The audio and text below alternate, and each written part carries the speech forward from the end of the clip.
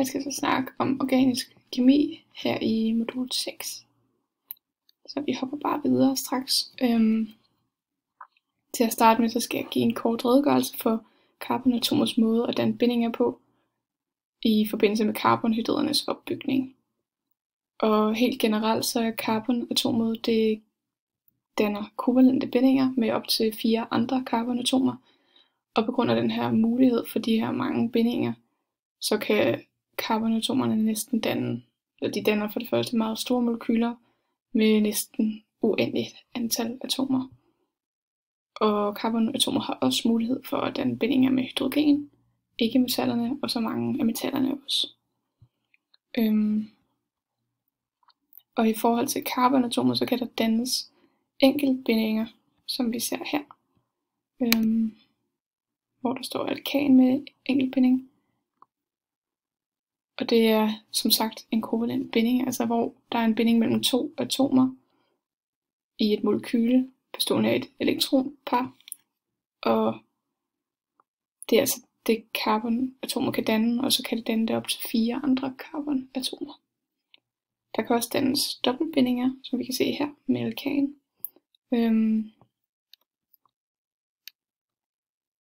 Ja, og et eksempel jeg har sat hernede under, det er etenmolekylet, som indgår i en dobbeltbinding. Og den her opbygning har man altså altid omkring 2 carbonatomer, som er bundet sammen med en dobbeltbinding. Og 2 carbonatomer, de kan også binde sammen med en trippelbinding, som vi ser herovre, alkyn med trippelbinding.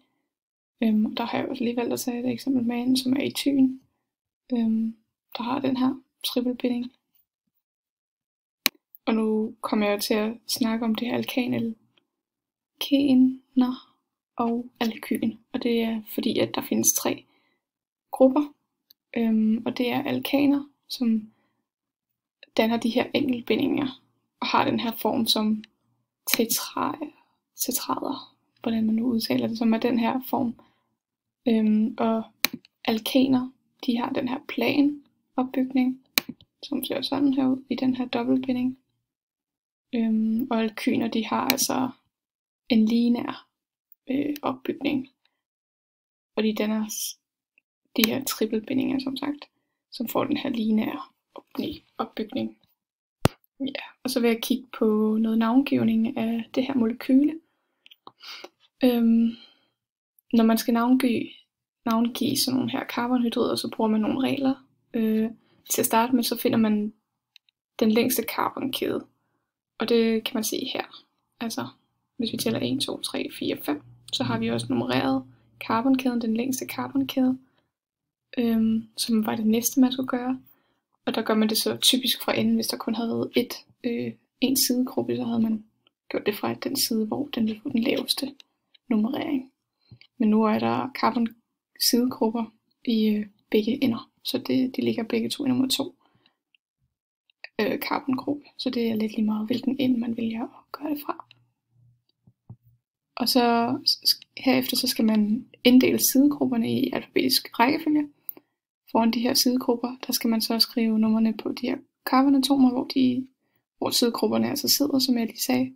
Og hvis der er flere af samme slags sidegrupper forskellige steder i molekyler, som vi så her, med CO3, så skal man skrive et præfiks mellem numrene, og så sidegruppenavnet, som svarer til det antal af den her slags sidegruppe. Ja. Så skal jeg forklare, hvordan forskellene i kogepunkter udnyttes i sådan et her olieraffinaderi til at opdele råolien i fraktioner. Helt generelt så en råolie, den indeholder mange forskellige tusinder alkaner, og kogepunkterne for mange af de her forbindelser ligger så tæt, at det er meget vanskeligt at adskille hvert stof hver for sig. Så man nøjes altså med at have ret få bakker, hvorfra man så kan tappe carbonhydridblandinger, hvor de enkelte forbindelser så har cirka samme kogepunkt. Og råoliens alkaner bliver på den måde adskilt i grupper, eller som så er fraktioner, og processen den kaldes en fraktioneret destillation. Og det er det, jeg lige kort vil fortælle om. En destillation er sådan en slags oparbejdning, hvor man udnytter de her forskellige alkaner, som har forskellige kogepunkter.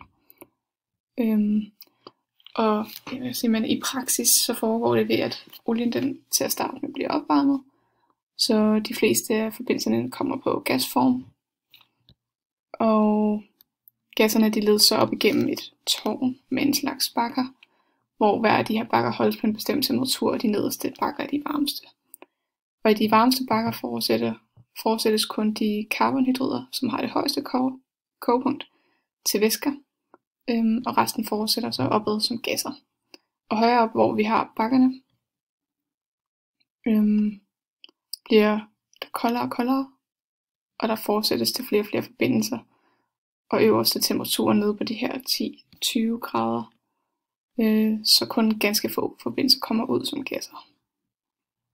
Ja, så det var sådan lige kort.